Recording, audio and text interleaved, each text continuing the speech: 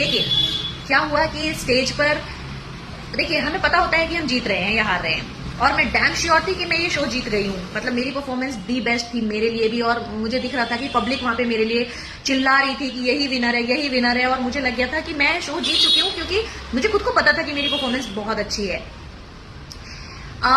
सब लोग वोटिंग कर रहे थे और मेरा नाम लिया जा रहा था। मैं अंदर से खुश थी कि हाँ शो में जीतने वाली हूँ, बट बिल्कुल लास्ट में बैक ऑफ द स्टेज हमें ऑफर किया गया कि अगर आपको क्राउन चाहिए, अगर आपको जीतना है तो आपको एक अमाउंट पे करना होगा। सोचिए जब आप जीत चुके हैं अपनी मेहनत से और आपको कोई ऐसा ऑफर मिले। Yes, that time I was able to pay any amount. ऐसा नहीं है कि मैं पे नहीं कर सकती थी, बट आई डिनाइड, क्योंकि मेरा हमेशा से यही मानना है कि कोई चीज आपको सुकून तभी देती है जब आप मेहनत से कमाते हैं। मतलब ईमानदारी और मेहनत कूट कूट के हमारे खून में भरी हुई है। तो मैंने मना कर दिया कि नहीं, बिल्कुल भी नहीं। अगर मैं डिजर्विंग हूं तो मुझे मेरी मेहनत पे मिले ये क्राउन, ये ट्रॉफी। मैं पैसे से क्यों खरीदूं?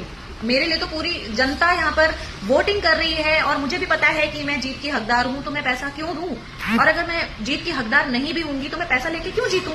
अगर हम पैसा देके कुछ भी खरीदते हैं, डिग्री खरीदते हैं, पढ़ाई खरीदते हैं, जॉब खरीदते हैं, कुछ भी खरीदते हैं, लेकिन उससे सुकून नहीं मिलता। सुकून आपको तभी मिलता है जिसके लायक आप हैं और वही आपको मिले। हार तो हार, जीत तो जीत। खैर मैं हार गई, फर्स्ट रनर अप बनी। मेरा दिल पूरी तरह टूट गया था। 3-4 दिन मैं जिम नहीं गई, मैंने किसी को फेस नहीं किया, और मेरा दिल बिल्कुल, मतलब मैं बहुत टूट गई थी कि बस शायद यही सच्चाई है इस दुनिया की। और मैंने बहुत सी चीजें सुनी थी, शायद यही सच होता होगा। और मैंने मन बना लिया था कि आज के बाद ना तो मैं जूरी बनके, ना ही तो मैं पार्टिसिपेंट बनके स्टेज पर कभी नहीं जाऊंगी। मैं कभी भी स्टेज पर नहीं जाऊंगी और मैं मिसेज इंडिया तो छोड़ दूंगा। तो मैं टूट चुकी थी। मेरा मन ये हुआ कि बस अब इस दुनिया से अलविदा। मतलब इस दुनिया से मतलब मेरी दुनिया से नहीं, ये पेजेंट्स की दुनिया से अलविदा। तो फिर उसके बाद अब आप देख लीजिए 22 के बाद मैंने 26 में किया है। इतने साल मुझे हील करने में लगे हैं, खुद को ये समझाने में लगे हैं कि नहीं, हर कोई बुरा नहीं होता है।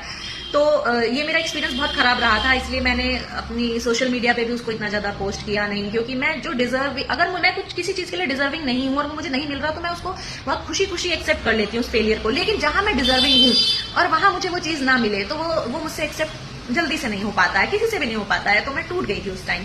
तो ये थी मेरी मिसेस इंडिया 2022 की जर्नी, और अब मैं शेयर करूंगी वो जर्नी जो मेरे लिए बहुत ही प्यारी जर्नी है नेक्स्ट वीडियो में। Bye bye.